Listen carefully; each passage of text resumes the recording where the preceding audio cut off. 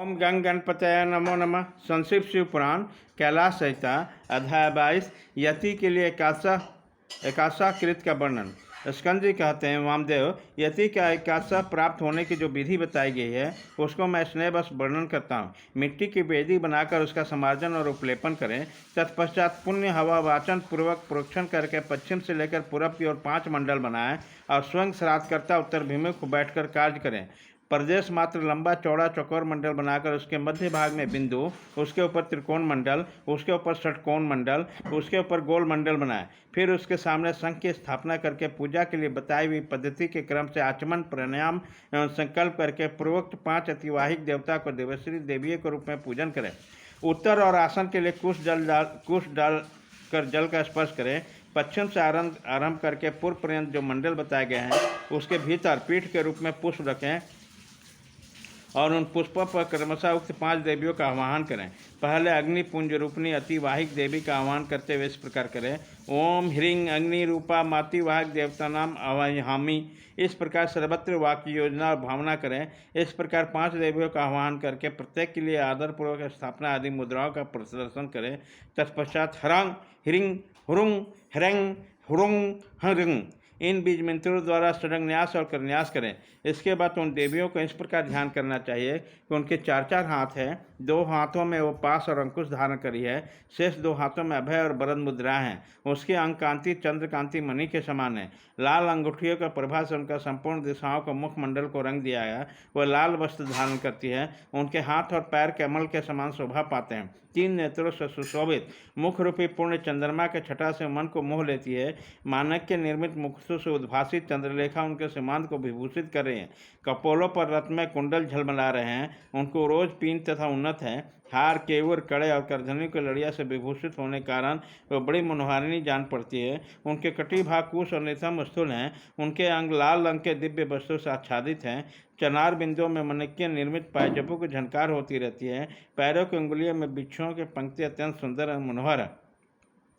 यदि अनुग्रह मुर्दे के समान मूर्तिमान हो तो उससे क्या सिद्ध होता है। इसलिए देवियाँ महेश्वर की भांति सत्यात्मक मूर्ति वाले अनुग्रह से संपन्न है।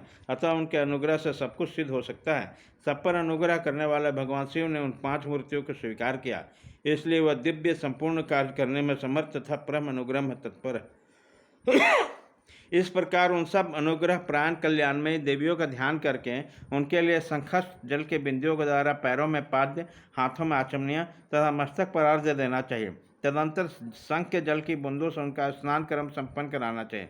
स्नान के पश्चात दिव्य लाल रंग के वस्त्र और उत्तरत्य अर्पित करें। बहुमूल्य मुकुट आभूषण दें। इन वस्त्रों के अभाव में मन के द्वारा भावना करके उन्हें अर्पित करना चाहिए। तत्पश्चात सुगंधित चंदन, अत्यंत सुंदर अक्षत और उत्तम गंध से युक्त मनोहर पुष्प चढ़ाएं। उत्तर अत्यंत सुगंधित धूप और घी की बत्ती से युक्त दीपक का निवेदन करें। इन सब वस्तुओं का अर्पण करते समय आरंभ में ओम ह्रीं का प्रयोग करके समर्पयामि नमः बोलना चाहिए। ओम ह्रीं अग्निदिरूपभ्यम पंचदेवीभ्यम दीपम समर्पयामि नमः। इस तरह अन्य उपचारों को अर्पित करके वाक्य योजना कर लेनी चाहिए। दीप समर्पण के पश्चात हाथ जोड़कर प्रत्येक देवी के लिए पृथक पृथक केले के पत्ते पर पूरा सुवासित नैवेद्य रखें। ये नैवेद्य घी, शक्कर, मधु से मिश्रित खीर, पुआ, केले के फल, गुड़ आदि के रूप में होना चाहिए। भूर्भुवः स्वः बोलकर उसका प्रोक्षण आदि संस्कार करें। फिर ओम ह्रीं स्वाहा नैवेद्य निवेद्यामि नमः बोलकर नैवेद्य समर्पण के पश्चात ओम ह्रीं निवेदान्ते आचमनार्थ पानीय समर्पयामि नमः कहते हुए बड़े प्रेम से जल अर्पित करें। मुनि श्रेष्ठ, तत्पश्चात प्रसन्नतापूर्वक नैवेद्य को पूर्व दिशा में हटा दे और उस स्थान को शुद्ध करके कुल्ला, आचमन और अर्घ्य के लिए जल दें। फिर तांबूल, धूप और दीप देकर परिक्रमा और नमस्कार करके मस्तक पर हाथ जोड़कर सब देवों को इस प्रकार प्रार्थना करें। हे श्री माताओं, आप अत्यंत प्रसन्न हो। श्रीपद की अभिलाषा रखने वाले इस सती को परमेश्वर के चरणाबिंदों में रख दें। इसके लिए आप अपनी स्वीकृति दें। इस प्रकार प्रार्थना करते हुए उन सबका वे जैसी आई है उसी तरह विदा करके विसर्जन कर दें। उनका प्रसाद लेकर कुमारी कन्याओं को बांट दें या गौओं को खिला दें अथवा जल में डाल दें। इसके सिवा और कहीं भी नहीं डालें। यही पार्षण करे। यति के लिए कहीं भी एकोदृष्ट श्राद्ध का विधान नहीं है। वही पार्षद श्राद्ध के लिए जो नियम है उसे मैं बता रहा हूँ। मुनि श्रेष्ठ, तुम उसे सुनो, इससे कल्याण की प्राप्ति होगी। श्राद्धकर्ता पुरुष स्नान करके प्राणायाम करे, जगोपीत पहनकर सावधान होकर हाथ में पवित्र धारण करके देश काल का कीर्तन करने के पश्चात इस पुण्य तिथि को मैं पार्श्व श्राद्ध करूंगा, इस तरह संकल्प करें। संकल्प के बाद उत्तर दिशा में आसन के लिए उत्तम कुश बिछाएं, फिर जल का स्पर्श करें। उन आसनों पर दृढ़तापूर्वक उत्तम व्रत का पालन करने वाले 4 शिव भक्त ब्राह्मणों को बुलाकर भक्ति भाव से बैठाएं। वह ब्राह्मण उपटन लगाकर स्नान किए होना चाहिए। उसमें एक ब्राह्मण से कहें, आप विश्व देव के लिए यह श्राद्ध ग्रहण करने की कृपा करें।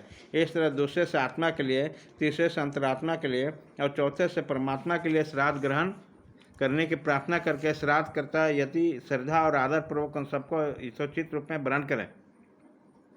फिर उनको सबको पैर धोकर उन्हें पूर्वाभिमुख बिठाएं और ग्रंथ आदि से अलंकृत करके शिव के सम्मुख भोजन कराएं।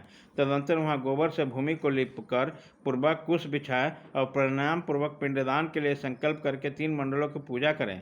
इसके बाद पहले पिंड को हाथ में लेकर आत्मना इमं पिंडम ददामी ऐसा कहकर पिंड को प्रथम मंडल में दे। तत्पश्चात दूसरे पिंड को अंतरात्मा इमं पिंडम ददामी कहकर दूसरे मंडल में दे। फिर तीसरे पिंड को परमात्मा इमं पिंडम ददामी कहकर तीसरे मंडल में अर्पित करें। इस तरह भक्ति भाव से विधि पूर्वक पिंड और कुशोदक दे। तत्पश्चात उठकर परिक्रमा और नमस्कार करें। तदंतर ब्राह्मणों को विधिवत दक्षिणा दे। उसी जगह और उसी दिन नारायण बलि करें।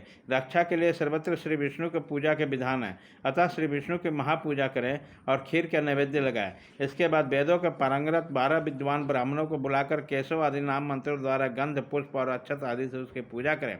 उसके लिए विधिपूर्वक जूता, छाता, वस्त्र आदि दें। अत्यंत भक्ति से भांति भांति के शुभ वचन करके उन्हें संतोष दें। फिर पूर्वाग कुशों के बिछाकर ओम भू स्वाहा, ओम भू स्वाहा, ओम स्व स्वाहा ऐसा उच्चारण करके पृथ्वी पर खीर को बलि दें। मुनीश्वर, यह सब मैंने एकादशा की विधि बताई है। अब द्वादशा का विधि बताता हूँ, आदर पूर्वक सुनो। अध्याय 22 खत्म।